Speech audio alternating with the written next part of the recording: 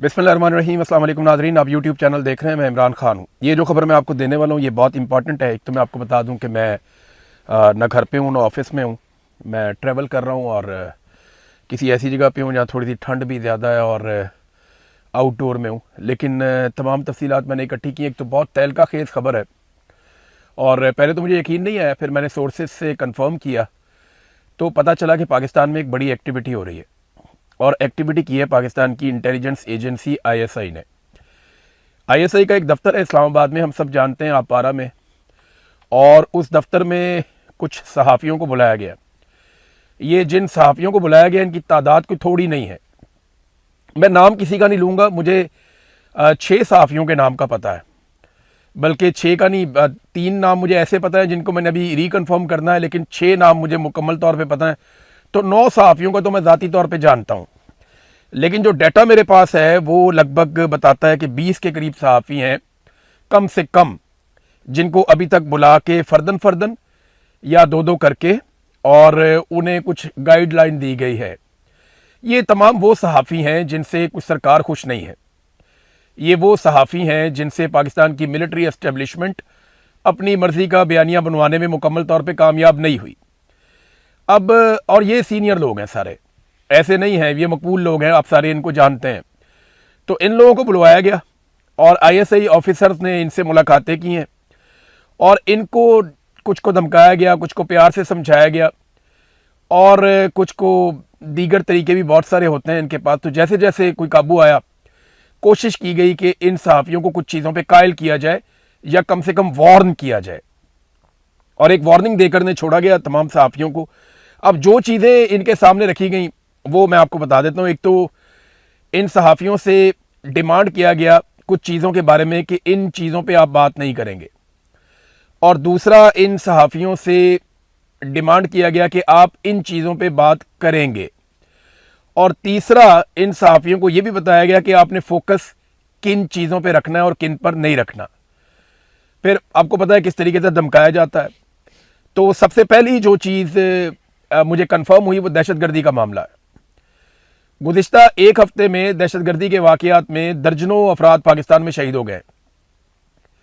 लगातार दहशतगर्दी के वाक़यात बढ़ते जा रहे हैं और सबसे आसान तरीका यह है कि अफगानिस्तान पे डाल दो, इंडिया पे डाल दो और अपने आप को बेगुनाह कर लो। लेकिन जब भी दहशतगर्दी का एक वाक़या होता है तो वो इंटेलिजेंस का एक बहुत बड़ा फेलियर होता है, और इंटेलिजेंस एजेंसियां अपना फेलियर छुपाने के लिए अब सहाफ़ियों के ऊपर दबाव डाल रही हैं कि आपने बिल्कुल दहशतगर्दी के मामलात को खुद से नहीं उठाना, बल्कि आपने जो हम बात करेंगे वो बात आपने करनी है। तो दहशतगर्दी के मामलात पे मीडिया को दबाया गया कि इसके ऊपर अपने से कोई कवरेज नहीं करनी और कोई ओपिनियन नहीं बनानी कि ये एक बहुत बड़ा इंटेलिजेंस फेलियर हो रहा है, बलूचिस्तान की सूरत हाल या खैबर पख्तूनख्वा के कबायली इलाकों में ये क्या हो रहा है, चाहे ड्रोन हमले हैं, चाहे मॉर्टर गोले फायर किए जा रहे हैं, चाहे निहत्ते शहरी शहीद हो रहे हैं, चाहे पुलिस वाले शहीद हो रहे हैं, चाहे फौजी शहीद हो रहे हैं। तो इन तमाम चीज़ों पे मना किया गया इन लोगों को कि जनाब इससे दुश्मन को फ़ायदा होता है, लिहाजा आप ये ना करें। दूसरा मना किया गया कि इकॉनमी के हवाले से अब आप लोगों ने बातचीत नहीं करनी, यानी तकाबली जायज़ा आप नहीं लेंगे इमरान खान के दौर का मौजूदा दौरे हुकूमत से। असल में प्रॉब्लम यह नहीं है कि इकॉनमी बहुत बुरी तरह बर्बाद हो गई। प्रॉब्लम यहां पे आती है जब मवाजना किया जाता है कि पाकिस्तान की मिलिट्री एस्टेब्लिशमेंट ने इमरान खान के खिलाफ एक महाज बना के उसकी हुकूमत को गिराया, और गिराते वक्त उनके दिमाग में सिर्फ एक बात थी कि जनाब इस हुकूमत को गिरा दिया जाए वरना पाकिस्तान की इकॉनमी बर्बाद हो जाएगी, और वो ये दावा भी कर रहे थे। तो उसके बाद से लेकर अब तक जब भी मवाजना किया जाता है तो इमरान खान के दौर की इकॉनमी बेहतर थी, आज की अच्छी नहीं है। तो इस पर बहुत गुस्सा आता है। तो उन्होंने मना किया कि जी आप अदादो शुमार के ऊपर प्रोग्राम ना करें, अदादो शुमार के ऊपर सोशल मीडिया पे और मीडिया पे ज़्यादा बात ना करें। जितना आपको अलाउ किया जाए या जितना हुकूमत डिस्कशन में लेकर आए, बस आप अपने आप को वहाँ तक महदूद रखें। जो कीमतों का तकाबली जायज़ा जो लिया जाता है, पेट्रोलियम की कीमतें बढ़ जाती हैं, इकॉनमी का सत्यानाश है, पाकिस्तान में इन्वेस्टमेंट नहीं आ रही, SIFC के ऊपर लोग तनकीद करते हैं। और अभी जो हुकूमती अदादो शुमार आ रहे हैं, यानी जब साल मुकम्मल होता है तो पूरे साल की कारकर्दगी सामने आती है, तो वो चाहते हैं इस कारकर्दगी के ऊपर भी बात ना हो। इस पर भी कैटेगोरिकली मीडिया को मना किया गया। फिर एक और चीज़ से मना किया गया कि UAE के खिलाफ आपने किसी किस्म की कोई बात नहीं करनी। शेरत अल मरवत ने कौमी असम्बली में आकर बताया, कोई 18,000 का फिगर भी एक दिया गया कि जनाब बड़ी तादाद में लोगों को, हज़ारों की तादाद में यूएई से निकाल दिया गया और पाकिस्तान की सरकार इसके ऊपर किसी किस्म का कोई एक्शन नहीं ले रही। अब बजाय इसके कि हुकूमत इसके ऊपर कोई एक्शन ले, हुकूमत पाकिस्तान के मीडिया को अब मना कर रही है कि आप यूएई के हवाले से किसी किस्म की कोई बात नहीं करेंगे, क्योंकि ये बहुत बड़ा पाकिस्तान का इंटेलिजेंस फेलियर है। और जिस तरह नरेंद्र मोदी को यूएई के अंदर प्रोटोकॉल मिला, ये जनरल आसिम मुनीर और शहबाज शरीफ के लिए बहुत परेशानी का बायस होना चाहिए, क्योंकि यहाँ पे एक मुसल्लस बन गई है, एक ममालिक का एक इत्तेहाद बन गया है जो पाकिस्तान को सूट नहीं करता। उसमें अमारात है, इंडिया है और इसराइल है। तो ये 3 ममालिक का एक अलाइंस ऐसा लगता है कि वो बहुत तेज़ी से आगे बढ़ रहा है, उनके ताल्लुकात बहुत अच्छे जा रहे हैं। चौथी जो एक डिमांड की गई सहाफ़ियों से, वो ये कहा गया कि इस्लामाबाद के अंदर हम जितने भी ऑपरेशंस करें या ज़मीनें वागुजार करवाएं, इसके ऊपर ज़्यादा रोला डालने की ज़रूरत नहीं है। ये लोग ज़मीनों पर कब्ज़ा करके बैठे हुए हैं, इन्होंने पाकिस्तान की महंगी तरीन ज़मीन पर कब्ज़ा किया हुआ है। ये वफाकी दारुल हुकूमत है, यहाँ बड़े बड़े प्रोजेक्ट बनने हैं। पूरी दुनिया में ऐसा नहीं होता कि वफाकी दारुल हुकूमत के अंदर लोग आके ऐसे बैठ जाएं। तो ये गरीबों की बस्तियाँ नहीं है और इनकी यहाँ कोई गुंजाइश नहीं है। तो सवाल ये पैदा होता है कि अगर आपने अरबों खरबों रुपए के प्रोजेक्ट यहाँ पे बनाने हैं और आप गरीबों को इस इलाके से निकालना चाहते हैं, जो आपने हज़ारों की तादाद में लोगों के घर गिराए भी हैं, और जिन 4 अफसरान ने ये घर गिराए उन लोगों को आपने बुलाकर तमगे पहना दिए कि जनाब आपने गरीबों को बेघर किया, लिहाजा हम आपको तमगे पहना रहे हैं। तमगे तो इन्हें लगेंगे जब अल्लाह रब्बुल इज़्ज़त इनसे सवाल करेंगे। अब बात यह है कि गरीबों के घर गिरा दिए और उसके ऊपर उन्होंने तमगे भी दे दिए, और अब ये कह रहे हैं कि उसके ऊपर कोई कवरेज ना करे, कोई उस पर बात ही ना करे। हम जोन सी मर्जी बिल्डिंग खाली करवाएं, जोन सा मर्जी घर खाली करवाएं, जिसको मर्जी गिराएं, जितनी मर्जी हम ज़मीन वागुजार करवाएं, ये बहुत कीमती ज़मीन है। तो सवाल ये पैदा होता है कि अगर ये अरबों खरबों रुपए की ज़मीन है और आप बहुत बड़े प्रोजेक्ट बनाना चाहते हैं, तो थोड़े से पैसे, जो उसका 10% भी नहीं होगा, उन पैसों से आप इन्हीं लोगों के लिए मुतबादिल ज़मीन या रिहाइश गाहें आप फराहम कर सकते हैं। आप 2 साल का प्रोजेक्ट बनाते, बेशुमार फ्लैट्स आप बना के, सस्ते दामों बना के इन लोगों को कहीं और शिफ्ट करने का बंदोबस्त कर सकते थे। लेकिन लोगों को यहाँ पे बेघर किया गया है और अब मना किया जा रहा है मीडिया को, इस पर आपने ज़्यादा बात नहीं करनी। फिर जो 28वीं तरमीम है उसके हवाले से कहा गया जी ऐसी कोई बात नहीं है, आप इस पर रोला ना डालें, आप इस पर शोर ना मचाएं। देखें, हम ये चाहते हैं कि नए सूबे बने, हम ये चाहते हैं कि जो इख्तियारात हैं वो वफाक के पास आए, इससे वफाक मजबूत होता है। तो वो बहुत सारे उनके अपने मिलिट्री एस्टेब्लिशमेंट का अपना तरीक़ाकार है सोचने का। वो जितने ज़्यादा इख्तियारात इस्लामाबाद में इकट्ठे कर लेते हैं, उतना ज़्यादा उनका कंट्रोल रहता है पाकिस्तान के ऊपर और सूबों के ऊपर। तो इस हवाले से भी उन्होंने इंस्ट्रक्शन दी। और हाँ, बैड गवर्नेंस के हवाले से उन्होंने कहा कि आप इतनी तनकीद ना करें। हाँ, किन चीज़ों पे काम करना है वो एक अलग चीज़ है, वो मैं बता देता हूँ आपको। फोकस रखें जी पाकिस्तान तहरीक इंसाफ की लड़ाई पे। देखें, उनकी पार्टी के अपने अंदर लड़ाई पड़ी हुई है, वो बजाय अपोजिशन करने के वो हर वक्त जो है वो आपस में लड़ते रहते हैं। जनाब अलीमा खानम की लड़ाई हो रही है, कहते हैं जी बुशरा बीबी के साथ वो लड़ी, वो कहते हैं इस पर प्रोग्राम करो। आप ये कहो कि अलीमा खानम और बुशरा बीबी लड़ पड़े, आप ये कहो कि इमरान खान की बात पाकिस्तान तहरीक इंसाफ नहीं मान रही, आप ये कहो कि पाकिस्तान तहरीक इंसाफ में बहुत सारे गद्दार हैं, आप ये कहो कि उनके पास कोई हिकमत अमली नहीं है, आप ये कहो कि इमरान खान की पार्टी जो है वो तितर बितर हो गई है। यानी आप इस किस्म की बातें और इस तरह की चीज़ों को आप डिस्कस करें। फिर साथ में एक मिसाल ये भी दी गई सब लोगों को, ये मनशियात वाली औरत देखें कितना बड़ा मुआशरती मसला है, कितना बड़ा प्रॉब्लम है। देखें ना, वो मनशियात सरेआम बेच रही है, लोग गुंडे बने हुए हैं। ये चीज़ें जिन पे आप फोकस करें। अब मामला ये है कि इस खबर को फैलाने के लिए यहाँ तक कहा गया और मीडिया पे खबरें चलवाई गई कि इसने कोई 200 लोगों के नाम ले लिए, बड़े बड़े नाम आ गए। और भाई नाम आ गए तो लिस्ट जारी करो। ये कहानियाँ ना कौम को कराएं आप कि जनाब फलाने का नाम आ गया, फलाने का। ये करते पता क्या है, बीच में से निकलता कुछ भी नहीं है। वो जनाब ये होने वाला है, वो होने वाला है, बड़ों बड़ों के नाम आने वाले, और बीच में किसी का नाम भी नहीं आता बाद में। ये लोगों को ब्लैकमेल करने के लिए और तवज्जो हटाने के लिए इस किस्म के हथकंडे हमेशा से पाकिस्तान की एस्टेब्लिशमेंट इस्तेमाल करती है।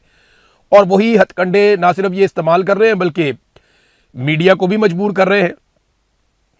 फिर ईरान और अमेरिका की लड़ाई के ऊपर मशवरा दिया गया कि जनाब इसके ऊपर आप जितना मर्जी फोकस करें, बैनुल अक़वामी सूरत हाल के ऊपर आप इस पर काम करें। हुकूमती और अपोजिशन अरकान की जो लड़ाई होती है उसके ऊपर पूरी फोकस आप रखें।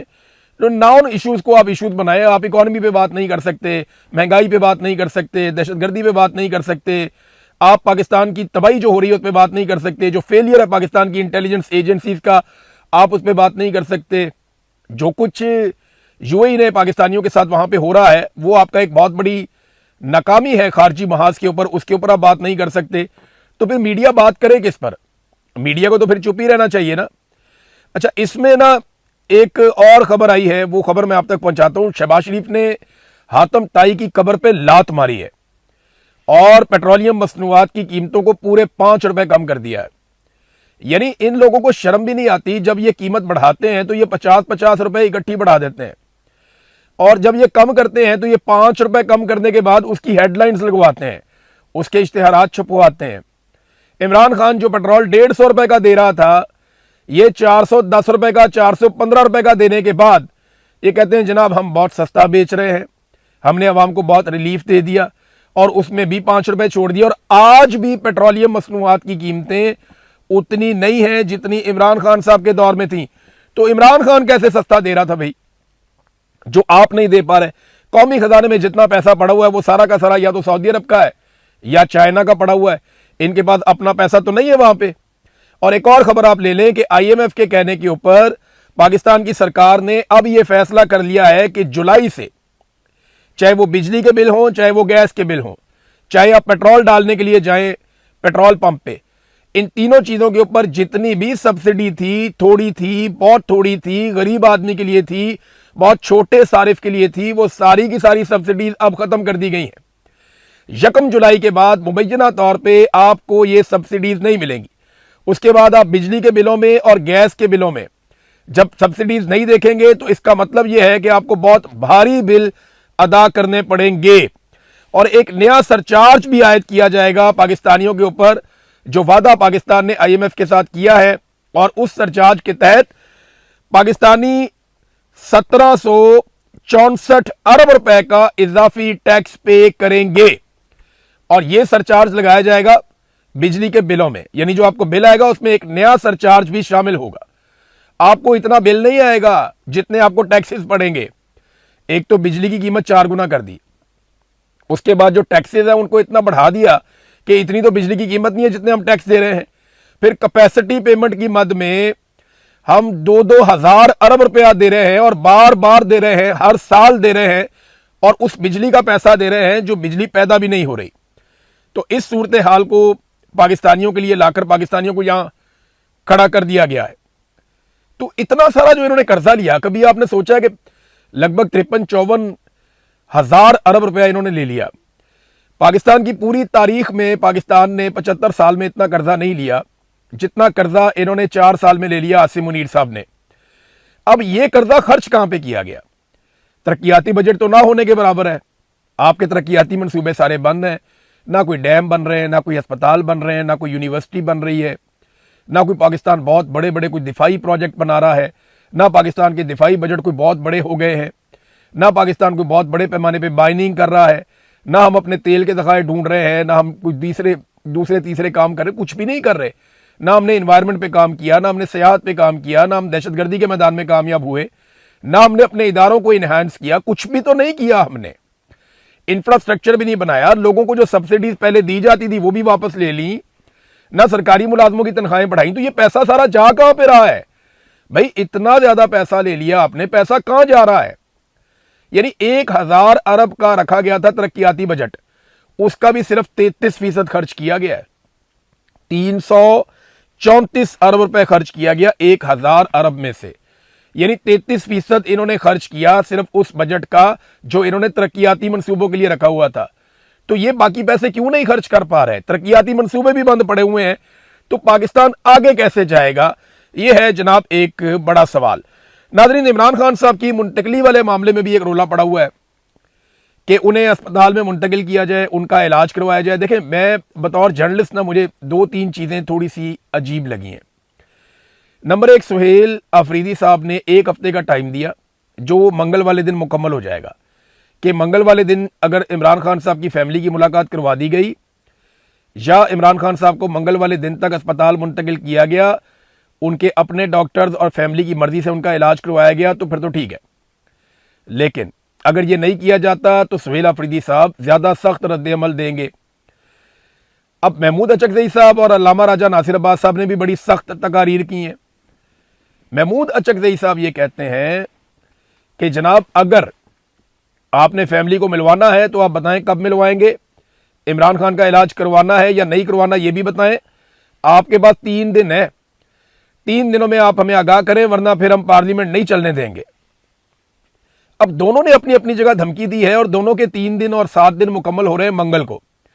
तो मंगल को ऐसा क्या होने जा रहा है कि इन सबको लगता है कि अब दबाव डालना चाहिए? क्या कोई बैकडोर चैनल बात हो रही है जिसमें यह साबित हो रहा है कि मंगल को इमरान खान साहब की या तो मुलाकात करवा दी जाएगी या कोई उनको रिलीफ दिया जाएगा या इमरान खान साहब को कोई अस्पताल में मुंतकिल किया जाएगा? क्या ऐसी कोई गारंटी दी गई है? तो एक इंफॉर्मेशन मुझे 2 सोर्सेज से पता चली कि पाकिस्तान तहरीक इंसाफ को बाकायदा धमकाया गया है कि मंगल वाले दिन आप एहतजाजी कोई सिलसिला नहीं करेंगे, आप बड़े पैमाने पर लोगों को लेकर अडियाला की तरफ नहीं आएंगे। अगर आप आएंगे तो आप खुद जिम्मेदार होंगे क्योंकि दहशतगर्दी के वाकयात बढ़ रहे हैं, आपको इजाज़त नहीं दी जाएगी। तो दहशतगर्दी के वाकयात को जवाब बना के पाकिस्तान की मिलिट्री एस्टेब्लिशमेंट ने बड़ा क्लियर पैगाम दिया पाकिस्तान तहरीक इंसाफ को। पाकिस्तान तहरीक इंसाफ ने इस पर क्या फैसला करना है ये एक आधे दिन में पता चल जाएगा, लेकिन धमकाया ज़रूर गया है और ये इंफॉर्मेशन डिफरेंट सोर्सेज बता रहे हैं। अब नाज़रीन, बिलावल को क्योंकि कल झटका लगा, उन्होंने एक थोड़ी बदतमीजी की थी उन्होंने शादिया मरी के साथ। जो शादिया मरी का मूवी उतरा हुआ था, लोगों ने काफ़ी प्रोटेस्ट किया। उन्होंने कहा जी कि आपकी पार्टी में अगर एक खातून है वो आपके साथ काम कर रही है, अपना टाइम भी आपको दे रही है, आप उसे मखसूस नशिस्त भी हर दफ़ा देते हैं, तो आप यूँ तौहीन ना करें खातून की। तो उस पर बिलावल ने आज कोयटा के अंदर यानी तनकीद ने काम किया, लोगों ने जो एहतजाज किया उसने काम किया। बिलावल ने आज शादिया मरी को अपने साथ बिठा के कोयटा में उन्हें इज़्ज़त दी और मीडिया को ये दिखाया कि जी मेरी साथी हैं, मैंने इनको अपने साथ बिठाया हुआ है। तो एक अच्छा पैगाम बिलावल ने दिया। तो उम्मीद है कि अपनी पार्टी की ख़वातीन की कम से कम ये पॉलिटिकल पार्टी के लोग जो है वो इज़्ज़त करेंगे। हाँ, अगर कोई खातून आपके साथ बदतमीज़ी करती है, आपके पास गलत आर्गूमेंट करती है, आप उसको जवाब दे सकते हैं अपनी ज़बान से, लेकिन एक खातून वो आप ही की हेल्प कर रही है और आप जनाब सिर्फ आपकी सियासत में खलल पड़ता है या आप वो नहीं चाह रहे थे तो आप ऐसे बदतमीज़ी से रूड होकर उनके साथ बात करें, तो उस वक्त वो मुनासिब नहीं है। जब तक कि वो खातून आपसे रूड नहीं है तो फिर आपको भी ज़रूरत नहीं है उनसे रूड होने की। नाज़रीन, डोनाल्ड ट्रंप चीन का दौरा मुकम्मल करके वापस गए। अब बज़ाहिर ऐसा लगता है कि ये दौरा नाकाम हो गया। मैं उसका रीज़न आपको देता हूँ। दौरा नाकाम हो गया, इसके बहुत सारे रीज़न हैं, लेकिन सबसे बड़ा रीज़न ये है कि हर दौरे के बाद मुश्तरका तौर पे कुछ चीज़ें सामने आती हैं जिनमें बहुत बड़े दावे किए जाते हैं। ना अमेरिका की जानिब से कुछ ऐसा सामने आ रहा है, ना ही चाइना की जानिब से कुछ बहुत बड़ा सामने आ रहा है। कोई बड़ी डेवलपमेंट तो हुई नहीं। हाँ, दोनों ने ये कहा जी मैं अगर ये हो जाएगा तो मदद करूंगा, वो कहते जी ये हो जाएगा तो मैं अच्छा समझूंगा, ये बहुत अच्छे लोग हैं, वो कहते जी आप भी बहुत अच्छे बंदे हैं, आप हमारे मुल्क भी आइएगा जनाब, बिल्कुल आएंगे। तो बस ये एक आपस में इनके मुज़ाकरात हुए हैं, इसके अलावा कोई और डेवलपमेंट नहीं है। हाँ, एक चीज़ है जो बड़ी मायूब है और बहुत अजीब है जो डोनाल्ड ट्रंप के लोगों ने की, क्योंकि बहुत सारे लोग जो है वो एयरफोर्स 1 में बैठकर वापस गए अमेरिका। तो इन तमाम लोगों ने जितना कुछ भी इनको तहाइफ में मिला चाइना से, चाहे वो कोई मोबाइल फ़ोन है, कोई गैजेट है, कोई सवेनियर है, कोई और तोहफा है, कोई डेकोरेशन पीस है, वो जो भी कीमती तहाइफ भी थे, बीच में कुछ इलेक्ट्रॉनिक्स के गैजेट्स भी थे। चाइना बहुत सारी चीज़ें बनाता है। तो चीनियों ने बड़े शौक से, उनकी कंपनीज ने, उनके लोगों ने जहाँ जहाँ पे वो मिले उन्हें बड़े कीमती तोहफे दिए थे अमेरिकन वफद को। वो सारे कीमती तोहफे अमेरिकन ने एक डस्टबिन में डाल दिए, यानी जो कचरे का डब्बा था वो सारे तोहफे उस कचरे के डब्बे में डाले गए। अच्छा, ये काम जो है ना, वो अगर अमेरिकन चाहते तो अपनी एम्बेसी को कह देते कि जनाब आप इन सारे तोहफों को डिस्पोज ऑफ कर दें या किसी और जगह पे मुंतकिल कर दें, और खामोशी से वो मुंतकिल कर दिए जाते और कोई रोला भी ना होता। लेकिन हैरत की बात यह है कि डोनाल्ड ट्रंप की टीम और उनके वफद में आने वाले लोग जिस वक्त ये तोहफे डस्टबिन में डाल रहे थे या कचरे के डब्बे में फेंक रहे थे, उस वक्त इस सारे अमल की फिल्म बनाई जा रही थी। और ना सिर्फ इस सारे अमल की फिल्म बनाई गई, बल्कि इस नफरत अंगेज अमल को बाकायदा नशर कर दिया गया, वायरल कर दिया गया। ये चाइना के लिए एक बड़ा तौहीन अमेज पैगाम है। इसका मतलब यह है कि अमेरिकन चाइना से कुछ लेकर नहीं गए और उन्हें कुछ ऐसा नहीं मिला जिसकी वो तवक्को कर रहे थे, और जो तहाइफ चाइनीज़ ने दिए उन्हें कबूल नहीं किया गया। अमेरिकन मीडिया ये कहता है कि अमेरिका को इस बात का डर था कि इनके अंदर गैजेट्स हो सकते हैं, इनके अंदर ट्रैकिंग डिवाइसेस हो सकती हैं, चाइना के ऊपर भरोसा नहीं किया जा सकता, सदर ट्रंप का जहाज जो है वो ट्रैक हो सकता था, कोई हादसा भी हो सकता था, तो कुछ भी हो सकता है, तो हम चाइनीज टेक्नोलॉजी को साथ ले जाने का या उनके तोहफों को साथ ले जाने का रिस्क नहीं ले सकते। देखें, ये अरब ममालिक से तो तोहफे अपने साथ ले जाते हैं, अपने जहाज में ना ले जाएं तो दूसरे जहाज में ले जाते हैं, लेकिन किसी भी मुल्क से तोहफे लेने के बाद उनको डस्टबिन में फेंकना, कचरे के डब्बे में फेंकना और बाद में उसकी वीडियो बनाकर जारी कर देना और उसके बाद एक अजीबोगरीब सूरत पैदा हो जाना, मीडिया के अंदर इसका डिस्कस होना, ये बहुत मायूब है और इससे जो है वो चाइनीज़ को ज़रूर तकलीफ हुई होगी।